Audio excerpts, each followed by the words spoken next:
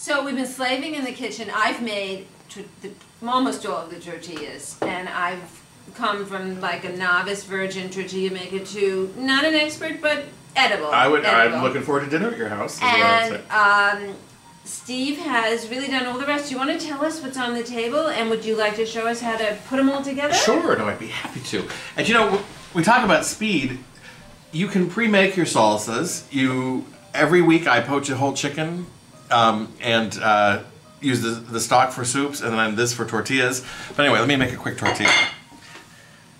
You don't have to hurry. You can. No. This is slow food, right? Look at this. Now these are a tiny bit thick. Is that the one I made or the one you made? Well, it's round and nicely cooked. So I think it must be yours, Lorna. So we're just put a little. What's that green on the chicken? I used some Indian oregano, which when the when the Spanish came to Mexico, everything green they called oregano. So there's like 20 things that are called oregano there. But this is a special Indio one from a collaborative that we're working with who.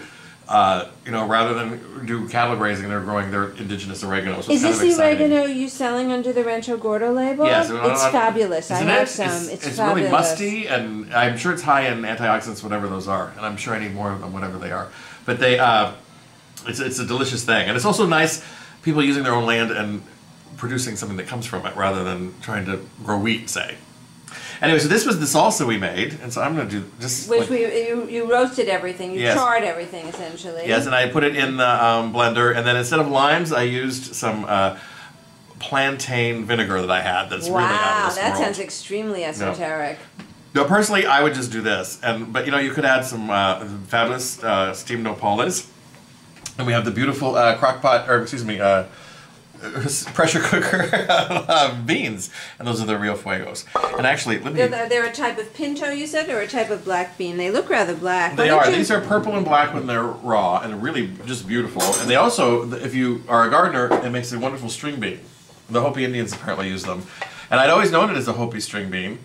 They're not a black bean at all. They're really closer to pintos. And what makes them look so black then? Nature. But there's black beans, and then there are beans that are black. So black turtle beans always tend to be dense and creamy and small. These really is. Say the name of it again for us. It's white inside. Oh, I see. Whereas black beans are black inside. Okay. Sometimes. Okay, it's complicated. But this is a great little thing here. As a combination and, with salsa. Oh. To me, and actually, this is what I eat for breakfast most times, because I just had read that statistically, heavy people skip breakfast, and that you should be eating a protein within 90 minutes of waking up, or an hour of waking up. This is from Jill Newsonow, who's a nutritionist. Yes. And I thought, that makes total sense, because really, in the old days, I would have loved a cigarette and a cup of coffee as breakfast. So things have changed. Not everything. So it's easy to skip breakfast, but that's a total mistake. So imagine now, you've got beans, of course, I'm so bad with nutrition, but apparently cactus petals help people who are borderline diabetic by regulating the blood sugars throughout the day. Fantastic. So imagine, what could be a more wonderful savory breakfast than this? Have you noticed a difference at all so far? Well, I've just started. Okay. Yes, and I've got, we're dealing with the weight later. That's on the back burner.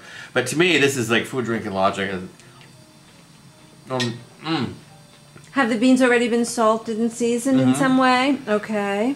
I hate to say it's perfect, but it's perfect. But anyway, you put some salsa in, which would add lots of seasoning. Exactly. No, and I cooked the beans with a spoonful of lard, onions, and garlic, and that was all. So, and then a little trick too, if they're a little wet, you can kind of make a V here, although ours are a little thick. You keep saying that. I wish you'd stop saying that about ours. No, ours are perfect. And we made them intentionally thick, because in the village of the Purepeches... In the village of Los Gordos. In the highlands of Puebla, this is exactly how they insist on these lovely thick tortillas. Look at that stuff dripping out. Wow. Perfecto? Oh, Greg, come on. Okay. Buen appetito. Excellent guess.